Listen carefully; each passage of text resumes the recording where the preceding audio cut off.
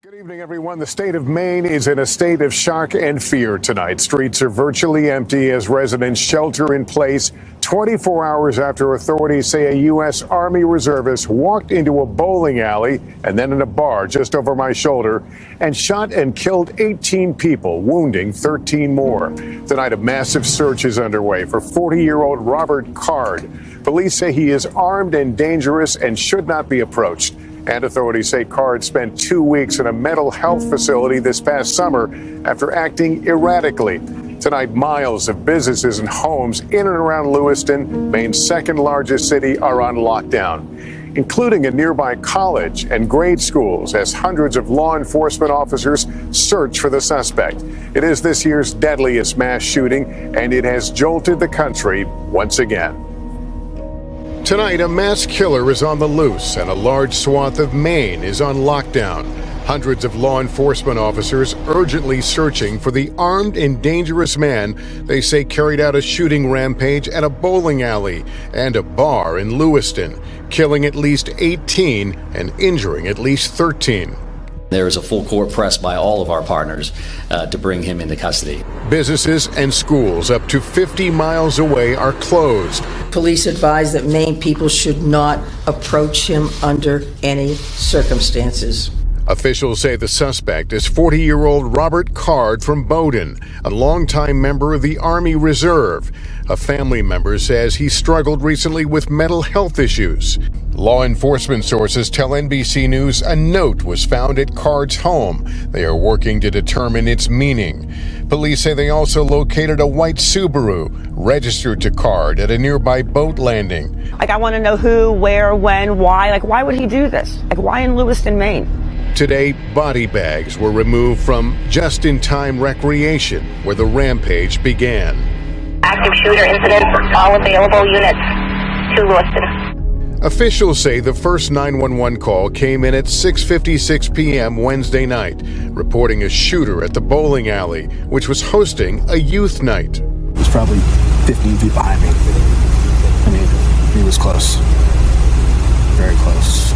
People inside hid under tables and behind bowling pins. I just booked it down the lane, and I slid basically into where the pins are and climbed up in the machine and was on top of the machines for about 10 minutes until the cops got there. Police say 7 were killed there.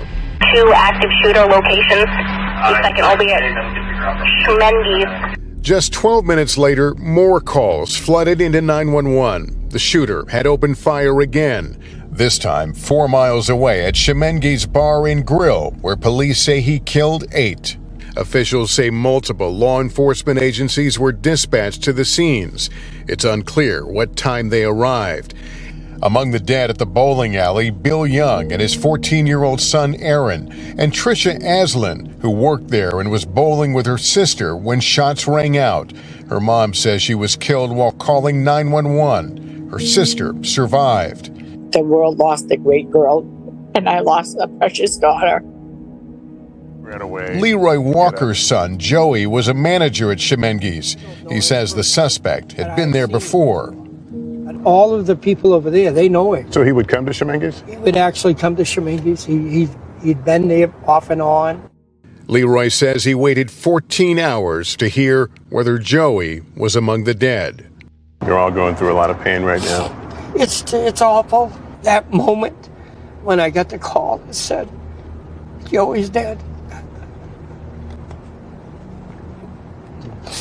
It brought me back. It brought me right back to my knees. He says Joey was a married father of 2 who loved running cornhole tournaments at the bar. As manager of that club, he loved that club enough and the people enough that he would give his life, and that's what he did. A state trooper told the family Joey died a hero. Because he picked up a butcher knife and he tried to go at the gunman to stop him from shooting anybody else. Does that change your pain at all? Oh. Knowing that? It made it worse. Yeah, it made it worse. Tonight, President Biden ordering flags across the country to be flown at half-staff to honor Joey and the 17 others who lost their lives. My boy, Joey, will be missed by thousands. You were close. Oh, yeah. Yeah. Ground with guns and about potential warning signs before last night's shooting. Sam Brock is in the suspect's hometown. Sam, what have you learned today? Leicester law enforcement says a gun was found in that white Subaru. They are looking right now to see if it's the same weapon that was used in the mass shooting, as we are hearing from the Card family, who says that they alerted authorities that this is someone who needed help. In Robert Card's hometown of Bowdoin, Maine, area-wide shock. It's mind-blowing. Everything about it's unbelievable. I mean, why this is going on and why this happened. Even as the suspect's own family reveals chilling details about the decades-long Army reservist. His sister-in-law telling NBC News they alerted police and military officials that Card was experiencing an acute mental health episode in the months before Wednesday's massacre, saying he'd been fitted for high-powered hearing aids a couple of months ago and was picking up voices that he had never heard. His mind was twisting them around. The family concerned about the mental state of someone who performs gun training. And with what we did, meeting him and the way that he showed us how to use a weapon, and then smart. He's really smart, and he's tactical. Former Army reservist Phil Gregory says he learned how to use an M16 rifle from Card. They weren't in the same unit, but the 40-year-old left an impression on Gregory. He knows warfare. He understands it. He may not have ever been deployed, but he's smart. He knows what to do. I think they need the soldiers, to be honest with you, to be here. I really do. The assault rifle, believed to be the one used to massacre and maim at least 30 people, was purchased legally in 2023, according to two senior law enforcement officials briefed on the matter. And officials tell NBC News Card threatened a military base and was sent by his own commanders to a mental health care facility for 2 weeks of psychiatric treatment in July. How could someone that fits that profile still be in possession of semi-automatic weapons? Well, I do think that the statutes around firearms and the possession of those are pretty complex. I know that we will be reviewing that information as we move forward. Back in Bowdoin, where Card's family has owned land for generations, childhood neighbor Richard Goddard is blindsided. No one would have seen this coming. Never expected anything like this to happen here.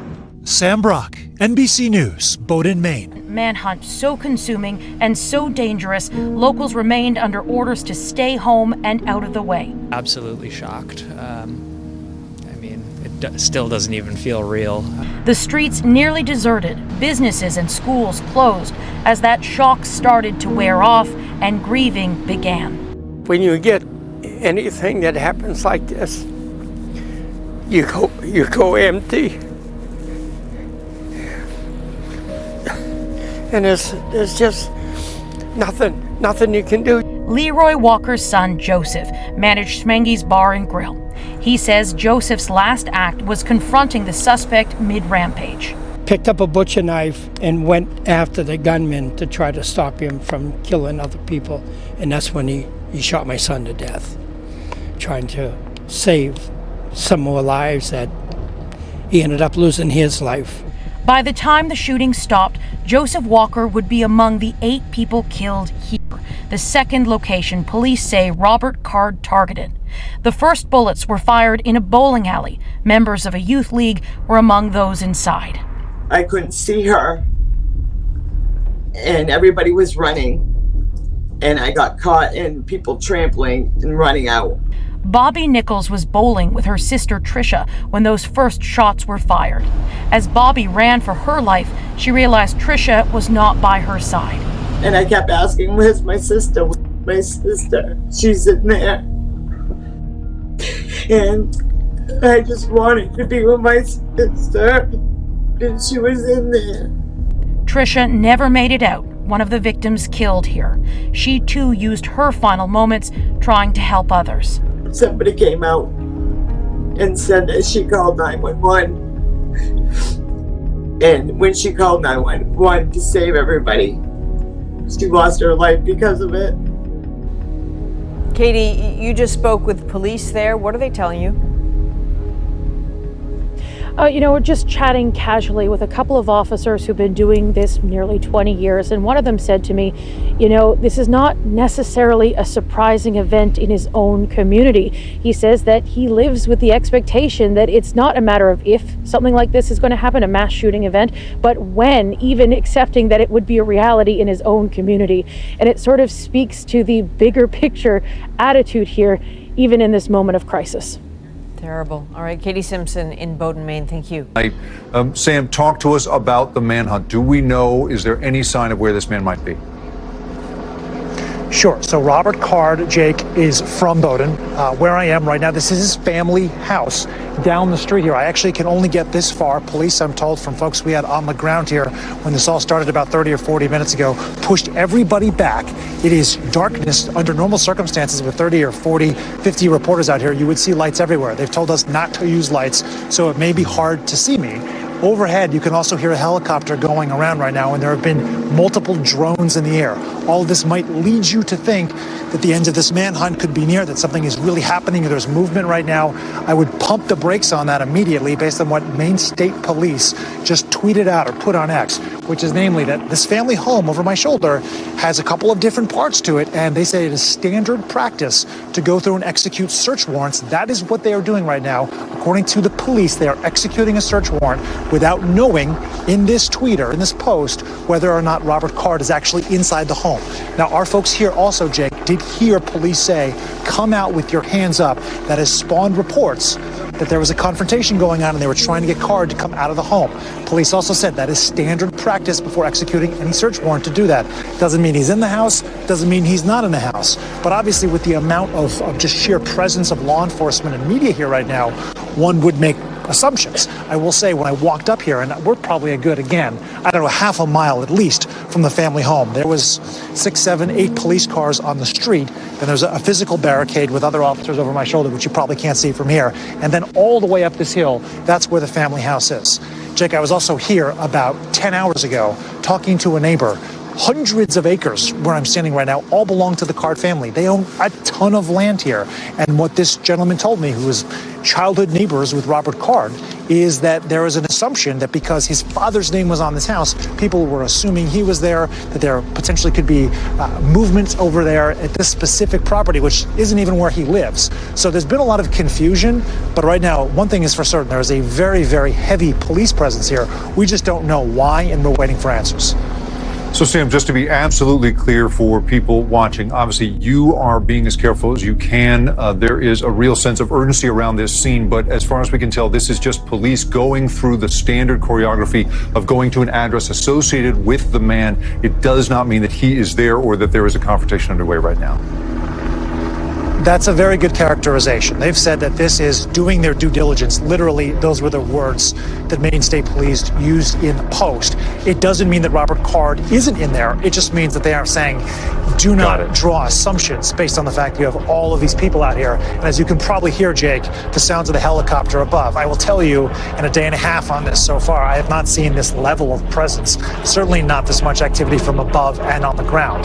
But again, it doesn't mean anything yet. We are waiting for police to make some sort of address. Thank you for that clarity, Sam. So reacquaint us with who RobertCard is. What have you been hearing from residents there about who he is, and what do authorities know about him so far? Yeah, there are quite a few revelations on that front today. Card is a 40-year-old who has spent a couple of decades, according to both police sources and people that I've spoken with in armed services, as an Army reservist. He's someone who is proficient in weapons. In fact, we spoke with someone who is a former Army reservist, not on the same unit as Card, but had actually been trained by him on an M16 rifle. And what he told us was that it is scary how good RobertCard is with weapons. He said, he understands the tactical sides of things. He understands warfare. I mean, this really made the hair on the back of my neck stand up, Jake, to hear a description like that based on someone that we know authorities is hunting for right now. So we know that. We also know that his sister-in-law and some members of the family had come out and confirmed that he had trouble with what he said were voices in his head. They were deeply concerned about his mental state and had reported it to the military and also to the police. And in fact, over the course of the summer, several sources tell NBC News that it is true he was intervened by police and taken to a mental care facility for a couple of weeks in July. This is the same person who was in possession, apparently, of a semi-automatic weapon. And I did ask that question to police today. How could it be that after this individual voiced all of these concerns about his own mental stability, he still can have a weapon? And no one could seem to answer that question, although there are no red flag laws in Maine. I know that's getting talked about considerably. There's yellow flag laws, but no red flag laws, which means that you would need someone to deem him mentally unstable to take away the weapon. And it's just one of those things right now where perhaps many people are second guessing how this could be. But the reality is someone who is self-avowed at this point to have issues with mental health was armed, and police believe is responsible for all of these murders. A trained warrior, obviously so troubled, he went to authorities looking for help and is now on the loose and heavily armed. Sam, you've obviously been there for a day or so now. Give us some sense of the place. I understand Bowdoin is a very small town, just a few thousand people. Give us some sense of where RobertCard is from and what the community's response is to this at this hour. Sure. So to your first question, Bowdoin is like 3,200 people. Lewiston, I believe, is the second largest city in Maine, somewhere in the neighborhood of about 38,000. But if you're looking collectively, Jake, at Auburn, Lewiston, Bowdoin, it's really more like 50, 60,000 people. We're not talking about a huge population or geographic area. But the reality is right now, he may not necessarily be in this state. No one could answer the question whether he's here, whether he's still alive. We know that other states have not issued shelters in place like what we've seen here, but they are certainly remaining vigilant, and resources are pouring in right now from New York and from Boston, FBI field offices all throughout the area, state, federal, local, hundreds of people on the ground right now trying to find this man. But as far as the community reaction is concerned, several times today, I spoke with people who said, you know, he's a good guy. And I don't know what happened. I saw a mom with her son in a convenience store, like the only store that was open in this entire town. And she said, you know, you could see the pain in her face. He was a good guy. I don't know. I don't want to talk to you right now, but I don't know how this could have gone so south. And I've heard that from quite a few people. At this hour, a troubled man on the loose in a small community. Sam Brock, thank you so much for this, and thank you so much for the clarity around the obviously urgent scene behind you, but one that does not bring a clear end to this manhunt. Sam Brock, thank you so much. And I'm Christina Rendon. Here's what we know this hour. Authorities have launched a multi-state search on land and water for 40-year-old RobertCard. He is a U.S. Army reservist wanted for the massacres at a bowling alley and a bar in the city of Lewiston. 18 people have died and 13 more are hurt. Schools, doctors' offices, and grocery stores closed, and people stayed behind locked doors in cities as far as 50 miles away. We do have live team coverage of this latest mass shooting tonight. Rebecca Castor is live in Lewiston, where she spent the day speaking with members of the community. We begin, though, with KTVU's Brooks DeRose in our studio tonight with the latest developments. Brooks. Well, Christina, we have some breaking news right now. Outside the suspect RobertCard's home, we've learned that's where law enforcement has a chopper overhead and federal investigators on the ground. The home is surrounded. Take a look at some video from just moments ago. Several reporting crews are on a street in Bowdoin, Maine. We're told they heard commands given over a loudspeaker saying, "Come out with your hands up." It's very dark. There's a single spotlight you might be able to catch there shining on the window of the home. There are some drones also in the air. Media has been asked to move back, and this is considered by law enforcement a very dangerous situation. It's unclear if Card is inside the home, and it comes after hours and hours of an intensifying manhunt. Swarms of law enforcement are searching forests, waterways, and small towns in Maine. A massive manhunt for 40-year-old RobertCard, wanted for murder in the deadliest mass shooting in the U.S. this year. He should be considered armed and dangerous.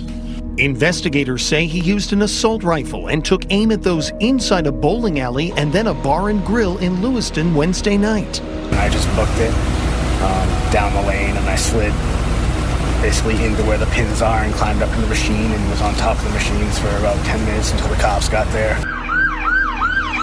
18 people have died, 13 others were hurt. Card is a longtime U.S. Army reservist, a skilled marksman, and a firearms instructor. His car was found ditched near a boat ramp in nearby Lisbon. He had a plan for where he was going.